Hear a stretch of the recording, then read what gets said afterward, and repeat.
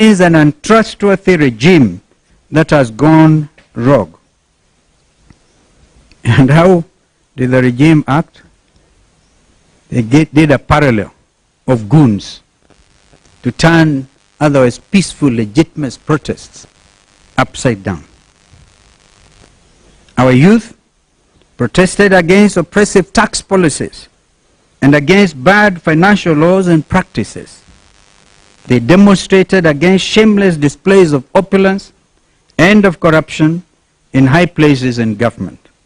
For this, they were battered, their heads were violently opened in the streets. Those pictures outside the National Assembly are still fresh in the minds of Kenyan parents. Their lives were taken away in the prime of youth. They were shoved into gunny bags and thrown into dump sites like bad rubbish. What government does this anywhere in the world in the 21st century?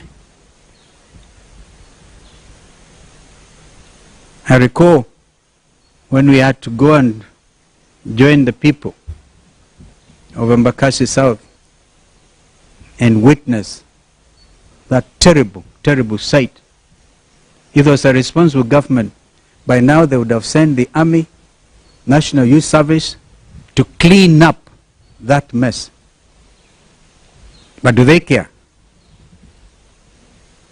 This regime is determined to reverse the democratic gains that Kenyans have made over the years. It has captured the legislature and reduced it to a cheap rubber stamp for the executive.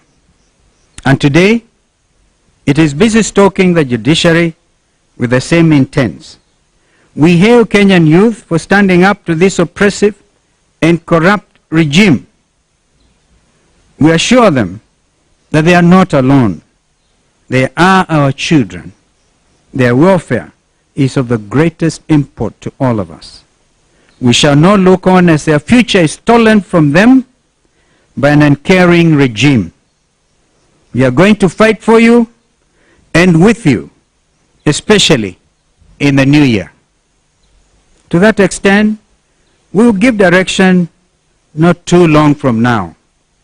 Prepare for the start of what I call the final liberation of our country.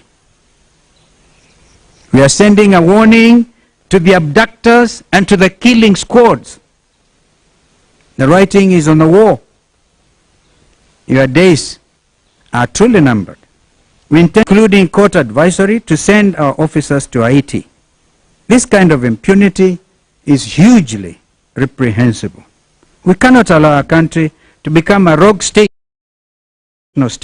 international scene. We are closely looking into the matter of deployment to Haiti and will address it more comprehensively in the new year. Closely related to this is the fact that under Kenya Kwanza, our country is now gaining the dubious distinction and outrage of abducting foreign nationals on our soil and deporting them to the stage. Fellow Kenyans, these are only a few many concerns in our country today. In a few days' time, they will paint a rosy picture of non-existent